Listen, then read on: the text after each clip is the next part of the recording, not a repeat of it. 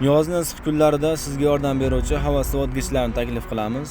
Yuqori samaradorlik, kam tok sarfi va hamyonbop narxlarda xarid qilishingiz mumkin. Hozirda bizda 4 xil hajmda havo sovutgichlardan bor. 10 litr, 25 litr, 30 litr va 45 litr suv oladigan konditsionerlardan bor. Eng kichkinasidan boshlaymiz. Bismillah. Bu konditsionerimiz 10 litr suv oladi. Havoning ligirovkasi. Ochamiz. 4 ta baloni bor, pastiga qotiriladi. Keyin qo'shimchasiga 2 ta suv idishi bor. Bu idishlarga suv to'ldirib, xolodilnikda muzxonasiga qo'yib qo'yasiz. Muzlagandan keyin mana shu konditsionerning tepa qismiga qo'yib qo'yasiz va bu yerdan suv aylanib turadi. Suvni haroratini muzdayroq saqlab turishga yordam beradi. Davom etamiz. Endi tugmalarini qanaqa ishlashini tushuntirib o'taman. Swing tugmasini bossangiz, havo bir tomonga emas, o'ngga chapga aylanib turadi. Cool tugmasini bossangiz, suv bilan aylanadi. Suvli havodan havo haydaydi. Buni bosmasangiz, ventilyatorning o'zi ishlaydi. Quruq. Keyin birinchi, ikkinchi, uchinchi skorusli, bular o'sha uchinchi skorusli ventilyator tezroq aylanib, kuchliroq havo haydaydi. Birinchi, ikkinchilarda nisbatan pastroq. Orqa tomoni suv doim tepasidan tushib turadi, aylanib turadi. Pastga tushib, pastga to'planadi, tepaga yana chiqadi, shunaqa aylanib turadi. Bu havo sovutgich bor yo'g'i soatiga 50 watt tok sarflaydi xolos. Ekonom juda ham. Narxi 390 ming so'm. Kattalari 25, 30, 45 litrlilari hammasi bir xil 200 wattdan tok sarflaydi.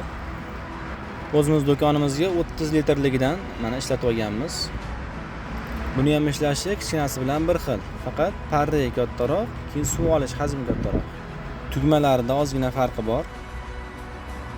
Bunda qo'shimcha yoqib o'chirish on off tugmasi bor. Bu tugma o'ngga chapga aylanishi strelka bilan ham ko'rsatib qo'yilgan. Hop, endi havo haydashida o'ng tomondagilari qorga o'xshagan belgidagilari. Bular yoqilsa suv aylanadi. Suv bilan havo haydaydi. Chap tomondagilar quruq ventilyatorda o'zi ishlaydi. Sinab ko'ramiz. Suv bilan aylanyapti. Bu tomonni yoqsam ventilyatorda o'zi ishlaydi. Quruq suv aylanishdan to'xtaydi. Suv to'xtadi. Ventilyatorda o'zi aylanyapti. O'chiramiz. Endi mana suv chiqishni boshladi. Suv tomonni yoqdim.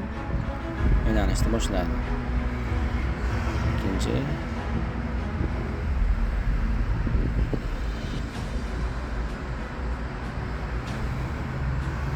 Orqasiga suv tushib, xuddi kichkinasida ko'rsatganimdek, parrayda orqasida doim suv aylanib turadi. Qolgan hamma yo'g'i bir xil kichkinasi bilan ishlash jarayoni bir xil. Bunda ham hali ko'rsatganimdek suv idishlari bo'ladi, kichkinasida ko'rsatganimdek. Shu idishiga suv to'ldirib, xolodilnikka muzlatib qo'yasiz. O'psangiz shu yerda suvning haroratini muzayroq ushlab turadi. Manzilimiz Qo'qonda, O'zbekiston bo'ylab dastavka bor. Nomerimiz 97 503 27 63. Aniqroq yechib ko'rasizlar, narxlardan arzon xabar beramiz.